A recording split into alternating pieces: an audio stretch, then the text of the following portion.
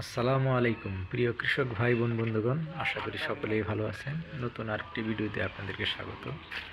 আজকে মূলত আমি ধান মাড়াইয়ের একটি বিশেষ পদ্ধতির কথা, একটি বিশেষ পদ্ধতি নয়তো এটা হচ্ছে বিশেষ বিনিময় পদ্ধতির কথা আলোচনা করব, যেটা আমি আজকে প্রথম দেখলাম। এর পূর্বে আমি এইভাবে ধান মাড়াইয়ের বিনিময় প্রথা আমি দেখিনি। মূলত আমার এই কৃষক ভাই বৃদান 89 করেছে।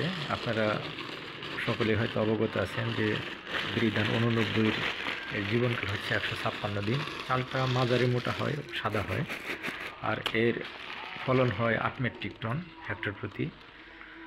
যা হোক, আলোচনার বিষয় হচ্ছে আসলে এটা না, আলোচনার বিষয় হচ্ছে ধান মাড়াইয়ের যে পদ্ধতি। এখানে আমারই এক পরিচিত এক কৃষক ভাই, উনি ধান মাড়াই করে থাকেন। এখানে আমি আজকে যা দেখলাম, এখানে ধান মাড়াই করে উনি কাঠা প্রতি 1 খাদা করে নেয়। আমি আসলে এই খাদা শব্দের সাথে পরিচিত ছিলাম না। পরে উনি আমাকে দেখিয়ে বলল যে এইটাকে খাদা বলে। মূলত আমরা যাকে ঢাকি বলি আমাদের টাঙ্গাইলে, সেটাই। আর অন্যান্য অঞ্চলে ধামা বলে থাকে। মূলত হচ্ছে 1 কাঠা ধান, 1 কাঠা জমির ধান মাড়াই করে দিলে 1 খাদা করে দেয়।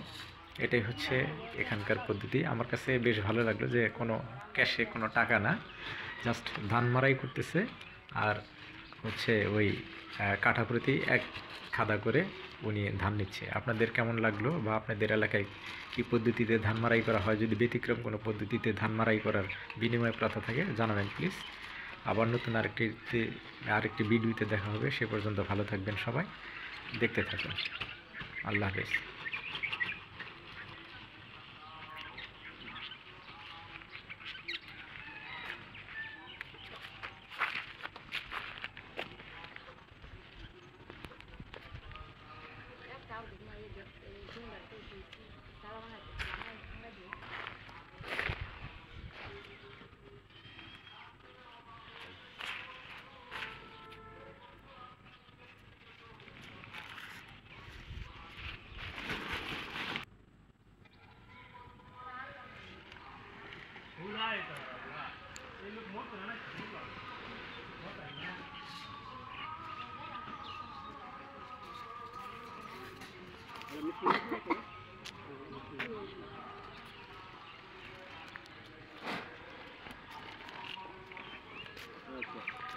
Dakilan.